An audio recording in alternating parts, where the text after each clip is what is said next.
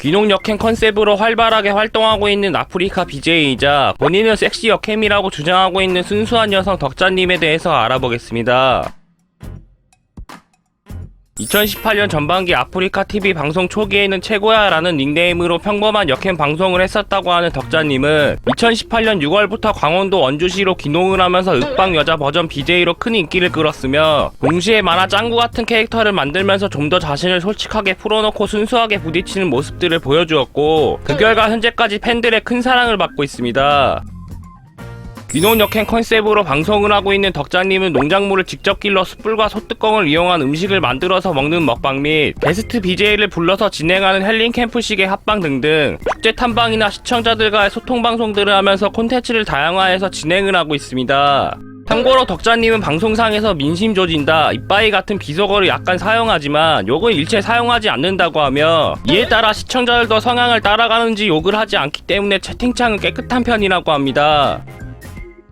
1995년 11월 9일 서울특별시에서 태어났다고 하는 덕자님의 본명은 박봄이라고 하며 귀엽고 순둥순둥한 외모에 비해 173.5cm라는 큰 키에 몸무게 55kg이라는 약간의 저체중을 보유하고 있다고 합니다. 특히나 과거 유튜브 프로필 사진은 왜 근육질의 남자가 있냐 라는 글이 달릴 정도로 이상한 사진이었지만 그 당시 편집자의 말로는 그나마 제일 잘 나온 사진을 골랐었다 라고 해명하는 으픈 이야기도 있었다고 합니다. 중학교 때 뜀틀에서 이마로 떨어져 심한 뇌진탕을 겪은 후 전두엽 손상으로 인해 ADHD라는 주의력 결핍장애가 생겼다고 하는 덕자님은 집중력이 떨어지는 것과 함께 종종 행동과잉 때문에 학습 능력이 무척 떨어졌었다고 하며 동시에 마이스터고에 진학해 기숙사 생활을 하면서 친구들의 노트를 빌리는 것과 출제 예상 문제를 찍으면서 공부를 하는 등등 동생의 증언에 따르면 당시 괜찮은 성적을 받았었다고 합니다.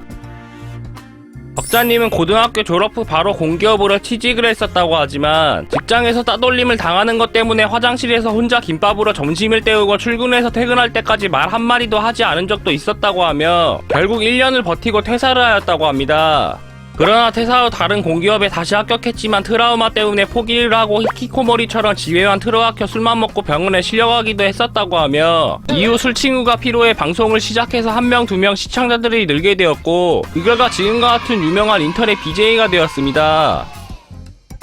선천적으로 혀가 짧은 것과 방송 컨셉이 짱구 스타일이다 보니 발음이 조선족이냐 라는 소리를 듣기도 했었다고 하는 덕자님에게는 굳이 방송에 찾아와서 발음에 대한 악플을 날리거나 채팅이 차단되면 쪽지로까지 악플을 남기는 악플러들이 있다고 하며 심지어 이런 문제들 때문에 실제로 방송 중에 운 적도 있고 꼭지함을 차단 및 아프리카 TV 공지로 해명을 하는 등등 현재까지도 유튜브 영상 설명란에는 발음에 대한 해명글이 적혀 있습니다.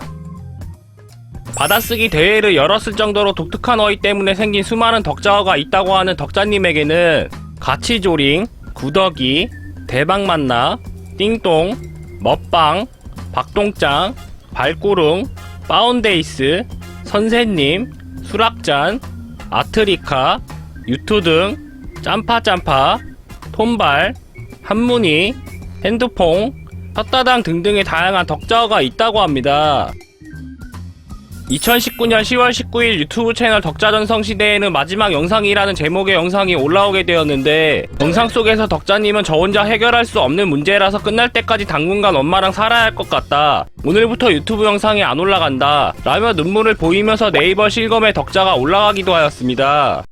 이렇게 갑작스런 유튜브 중단의 원인은 자신이 소속되어 있던 MCN 회사와의 불공정한 계약 문제로 발생한 것이었고 동시에 회사 대표로 있던 BJ 턱형의 인성폭로 및 수많은 피해자들의 증언들이 나오기도 하면서 수많은 사람들의 큰 이슈가 되기도 하였지만 이씨 유튜버 및 변호사분들이 적극적으로 도와준 결과 계약은 전면 무효 처리가 되었다고 하며 2020년 4월 18일 새로운 채널과 함께 덕자님은 방송 복귀를 하게 되었습니다.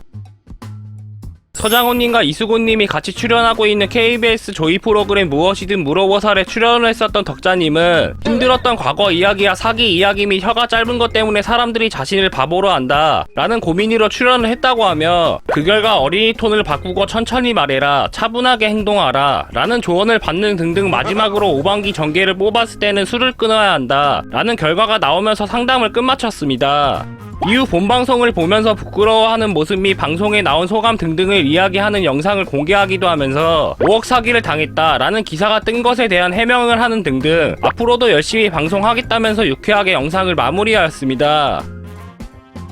2018년 12월 13일 동물사랑 실천협회에 500만원을 기부하면서 현재의 반려견 구찌를 입양했다고 하는 덕자님은 2019년 고성 속초 산불 이재민 지원돕기를 위해 기부방송을 진행해 300만원 기부금 포함 개인 기부금 100만원 가량을 제후보호협회 희망 브릿지에 기부했다고 하며 이후 계약 논란 사건 뒤 복귀를 하여 벌었던 첫 유튜브 수익 약 1,500만원가량 전부를 안나의 집이라는 기부단체에 기부를 하는 모습들을 보여주기도 하였습니다.